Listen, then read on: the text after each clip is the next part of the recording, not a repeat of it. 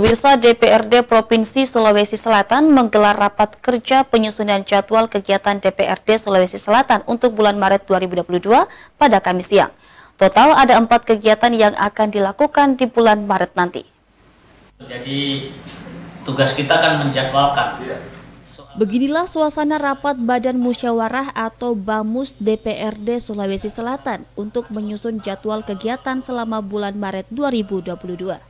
Rapat yang digelar secara hybrid tersebut menghadirkan perwakilan Biro Administrasi, Biro Pemerintahan dan Otonomi Daerah, dan Biro Hukum mewakili Pemprov Sulawesi Selatan.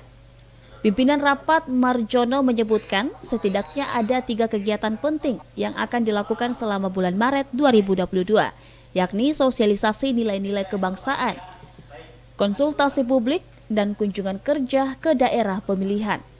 Melakukan kunjungan kerja ke daerah pemilihan karena APBD tahun 2021 kan sudah selesai dilaksanakan, sehingga anggota dewan perlu melakukan cross check ke dapilnya masing-masing sampai sejauh mana APBD ini telah terlaksana dengan baik, ya, termasuk terkait dengan rencana pembahasan LKPJ.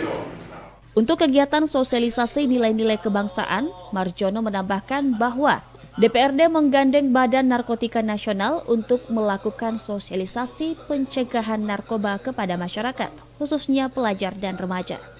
Fitri Herunisa, Celebes TV.